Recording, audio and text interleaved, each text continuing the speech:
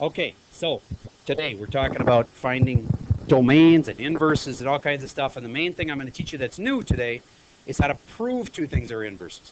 But if I had this one and I just wanted its domain is that x, all reals except x cannot be -2.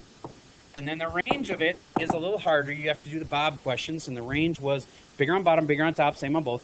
And this one's bigger on bottom. And the rule for bigger on the bottoms is that y will be 0.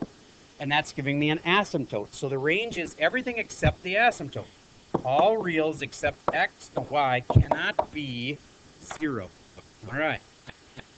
Now, if I figure out this guy's inverse and I do all that work and I come out with the answer, then its domain and range will be just the flip of this. This one's domain becomes the range, and this one's range becomes the domain. You get that. All right. So then I could see a lot of kids just blindly copying and going, okay, range is this, so I put it here. All reals y cannot be 0. And the range, blindly copying the domain, all reals x cannot be -2. And not really thinking, is a domain a y thing? So you have to change those. X. And is the range an x thing? No, it's a y thing. So be careful with that. You do just flip-flop them, but ranges are about y. You better not leave your answer with range as something about x. You got to change it to a y. And domain has to be something about x. All right, now back to this example here. That was a pretty simple one. F of x is this. Find its inverse. Would you just try that? See if you remember the process. It's a 3-step process. You start by saying y equals, then you flip-flop the x and the y. Remember that thing?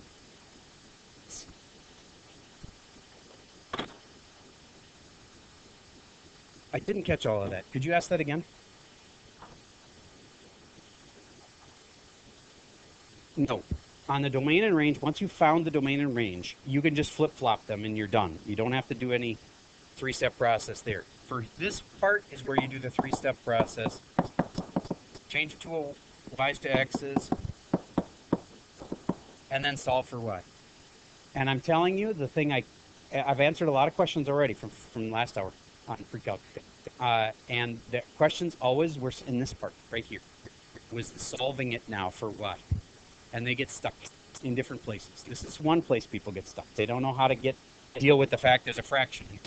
But what you keep having to ask yourself is y alone yet? Okay, and it's not alone yet. So I have to get rid of stuff so that y will become alone. And one of the first things to get rid of is a fraction. Do you see that there's a fraction in my problem? So I get rid of that fraction by multiplying by y plus 2 on both sides. Once the fraction is out of there, this problem will be a lot easier. Okay, so then this will cancel this. And y is not alone yet, but at least y isn't in a fraction anymore. Okay, so now I'm going to go ahead and multiply this out. X times the y and x times the 2.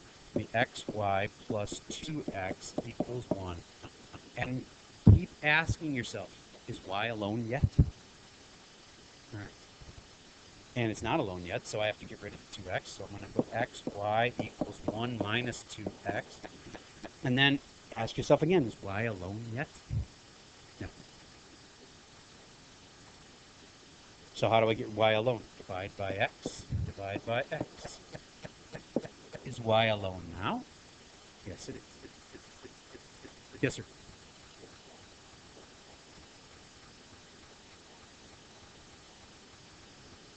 Multiplying by 1 over 1. If I just multiply by 1, things aren't going to change. Thank you for trying, but nope, that wouldn't work. You want to get rid of the denominator of the fraction, not the numerator of the fraction. The bottom part, that's what you multiply by. Yes.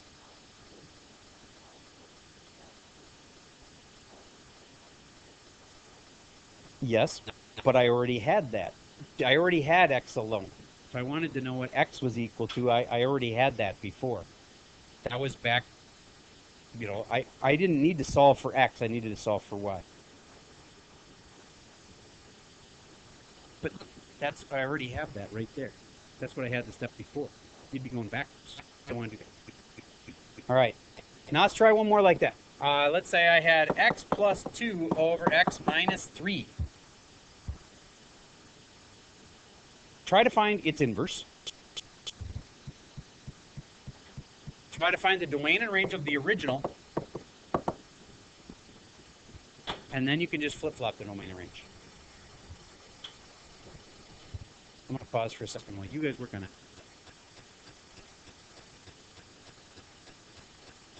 We're back on the recording, and we are taking this equation and we are turning it into an inverse. You start with y equals, then you change it to x equals y plus 2 over y minus 3. Now, I know a lot of you had trouble with this thing, but at least this first step, I hope you knew to multiply by y minus 3 on both sides. Raise your hand if you knew to do that. Okay, good.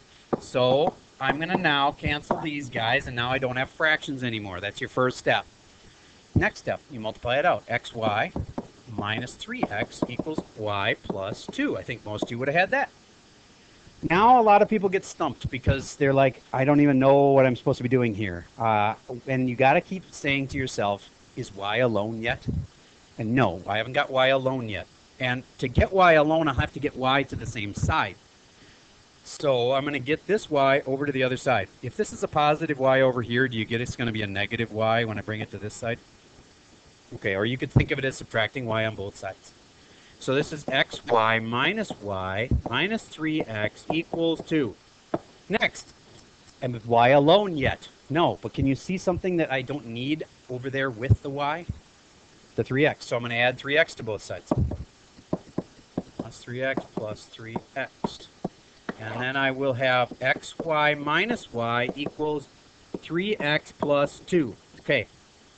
Now, is y alone yet? No. This is another tricky part where people don't know how to get two y's to turn into only one y. And it's because you factor out the y. Take the y out, and what do I have left? X minus 1. Do you see how I'm down to only one y now? Okay. So now, if I were to get this y completely alone, I'd have to get rid of the x and the 1 at the same time. Can you do that? Yes. It's smarter. If you can do two things, get rid of two things at once, do it.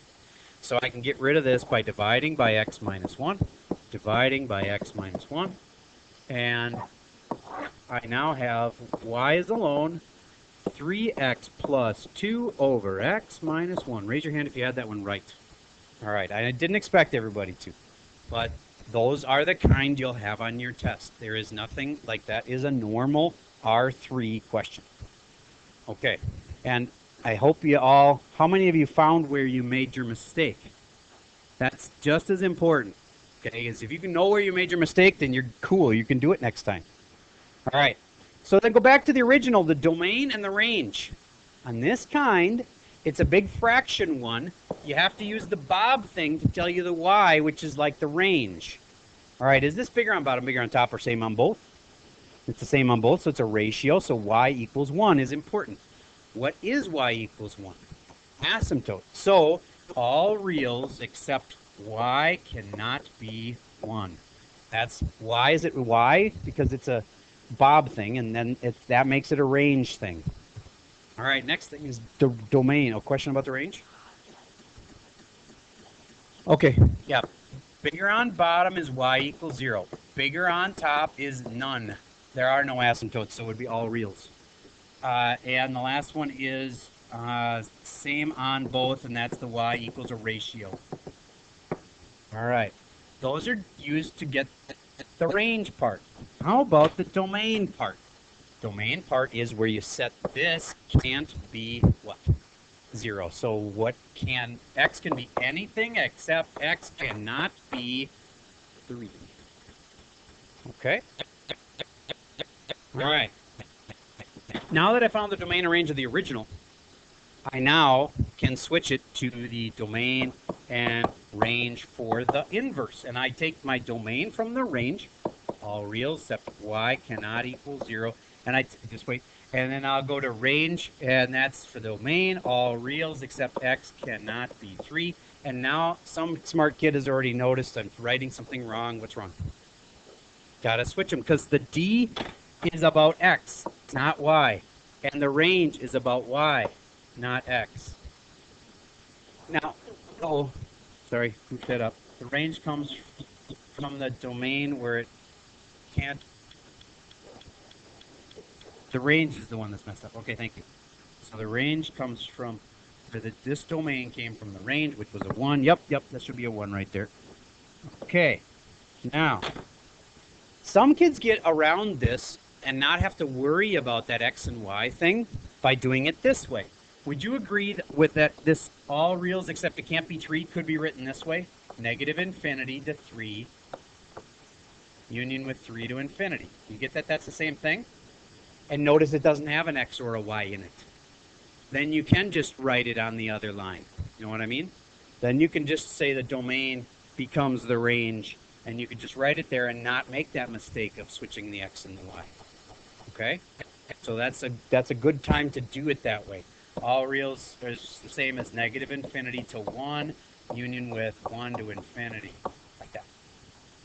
Okay, and then that could just translate the range becomes the domain. That could go right there, and I wouldn't have to even worry about my x and y.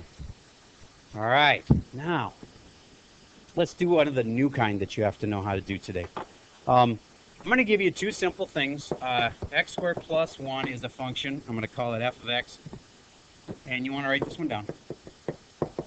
And then g of x, I'll make a different function, and I'm going to make it, let's see, square root of x minus 1.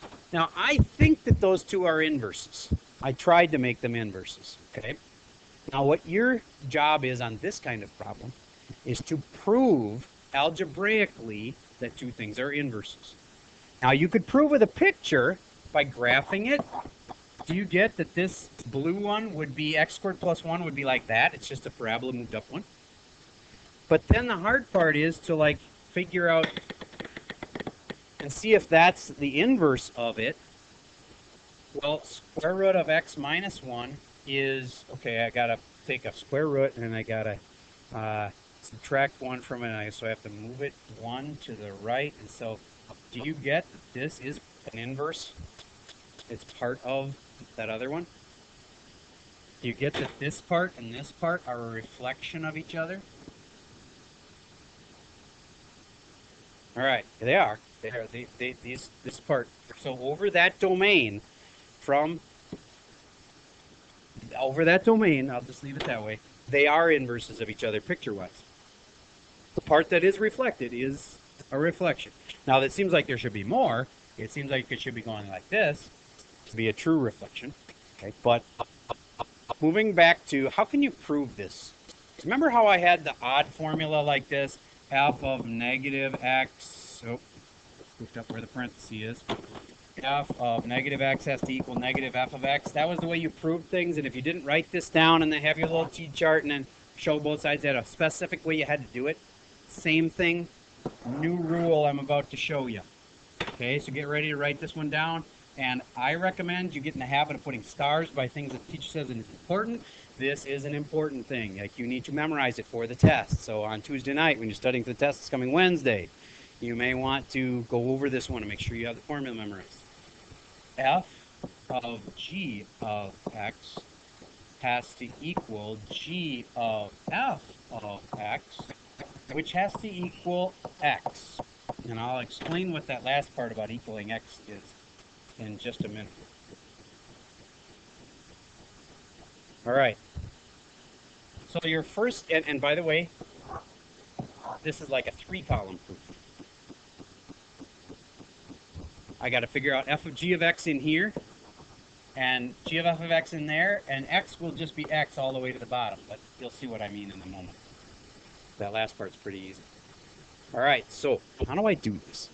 Well, first of all, I have to put g of x into the f function. So this one needs to go into this one. So I'm going to make an empty spot right here, empty spot squared plus 1, and I'm going to stick root x minus 1 in there. Now, let's simplify that. Now, a lot of kids go, oh, I see. The squared is in the negative, squared cancels square root, minus 1 cancels 1. It's just x. You will get it marked wrong if you don't show me any work. Okay, I cannot give you credit for it. And this has been specific. Like, we've talked amongst the pre-calc teachers, and they don't want anybody to get credit for that. They want you to show some work. So I'm required to check. So here's how I would check for this work. Some kids will and there's only one thing you can cancel here first. And if you do the wrong one, you get it wrong. So what could be canceled first? The plus one and the minus one, or the squared and the square root? What do you think has to go first? Square and square root. Very good. Those cancel off. And so now it's x minus 1 plus 1.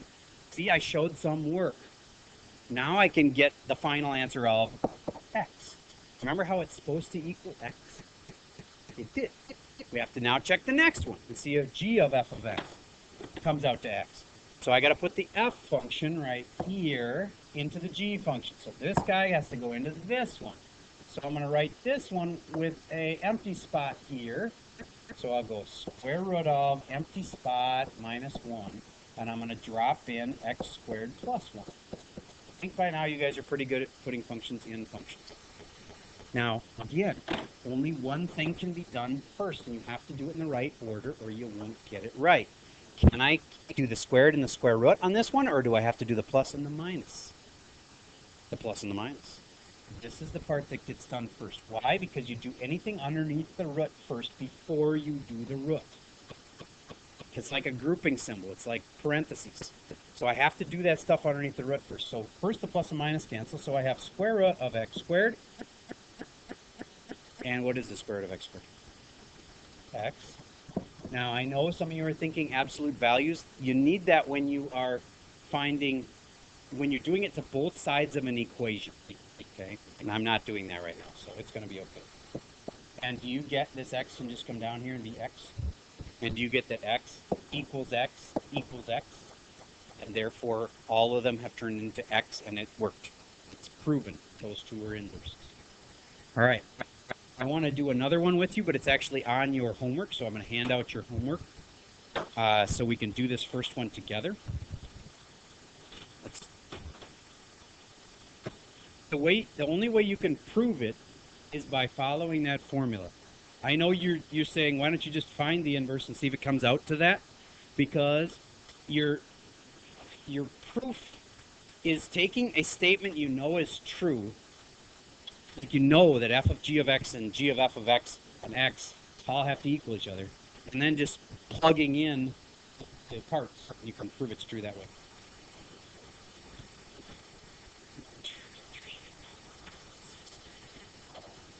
I know, bottom line, what you're concerned about is, am I going to be showing enough work to get credit on this thing? And you have to show it that way, otherwise I can't give you credit. You can argue all day long, but I can't give you the credit. So it's not that hard to do. If you can handle it in your head, you can actually handle it on the paper even better. There we go. Okay, look at number 5. Oh, not 5, 7. Would you read me number 7, please? F of x was 3x minus 2 and x plus 2 over 3. And they're saying they want us to prove that they are inverses. So the first step is you have to write this down. F of g of x equals g of f of x equals x.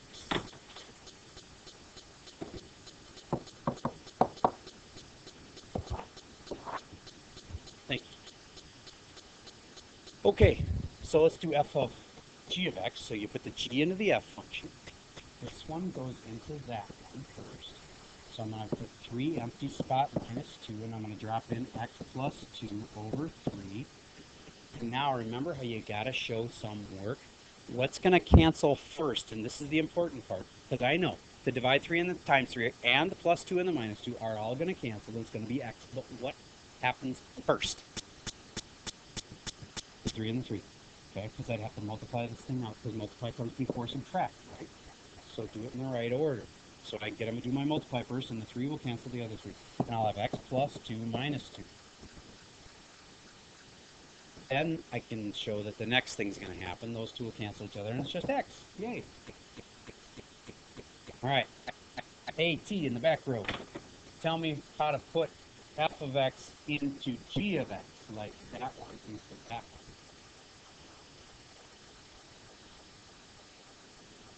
one. G function looks like this, good, and then what?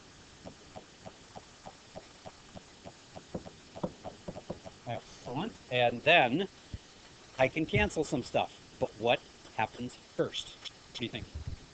In the back row? Do you think we should do the plus 2 minus 2, or do you think we should do the times in the, or so the 3x and the 3? A lot of kids get this one wrong. Think close. What? I know you don't know, but you got two choices. You got a 50% chance at it. Get what's your best guess.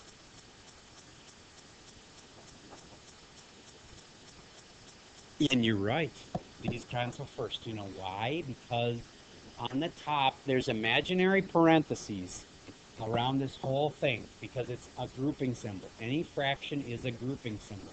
And that means the top is grouped and the bottom is grouped. And that means there's a big parenthesis around this, and parentheses go first. All right. So, that cancel plus 2 and the minus 2. I get 3x over 3. And now I can cancel the 3's, and my final answer is x. Yay, x equals, bring that down, x equals x equals x, we proved it. That's how you prove two things are functions. All right, now I want to do one more with you because I want to remind you how icky these are going to be your favorite ones. Those are easy, and most kids get them right on the test. Okay, not to say you shouldn't practice it, you should do a couple here, but you're going to like those. The icky ones are like number 3. Let's do number 3 together. It's got that complicated fraction deal, so you're going to have to figure out its domain and range using the bigger on bottom, bigger on top, same on both thing. All right, so let's do number 3. It says f of x is x plus 1 over x minus 1. And this one I'm doing specifically because I know it's really going to annoy you when it's done. All right, so if I start with y equals that, I'm just going to make this y, that's easier. And then I can switch them, flip-flop the x and the y to make an inverse. X equals y plus 1 over y minus 1. Do you remember the next step? Trying to get y alone. So multiply by y minus 1, good. So multiply by y minus 1 on both sides.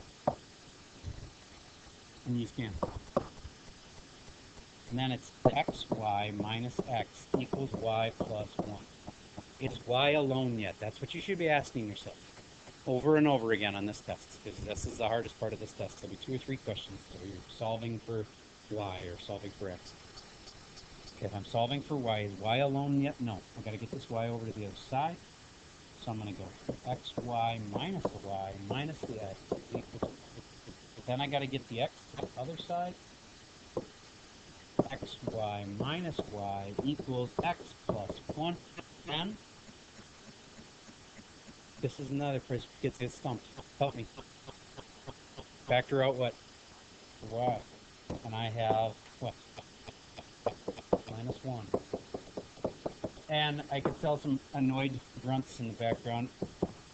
Why do you think people are annoyed? The exact same thing as it was in the first place. X plus 1 over x minus 1. X plus 1 over x minus 1. Isn't that weird that you could have an inverse that's exactly the same as itself? This is one of the only functions that is. So its reflection of itself is itself.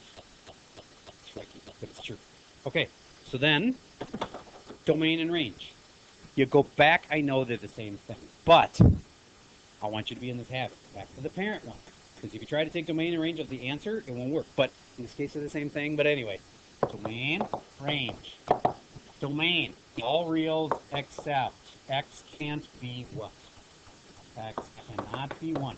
Range, you got to use the Bob thing. And you'll have an answer of all reals except y can't be something. And what why can't y be? Well, it's a ratio because it's the same on both. And it's the ratio kind. And it's a y equals 1. And there you go.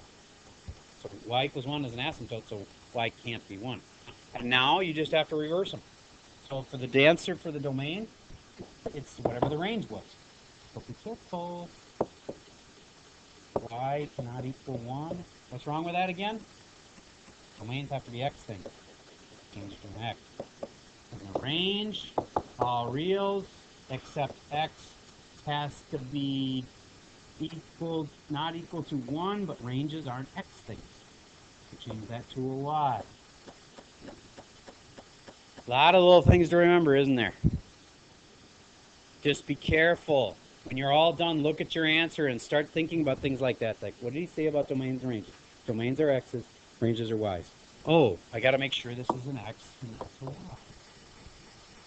Or if you just do it with the parentheses, then you won't mess that part up.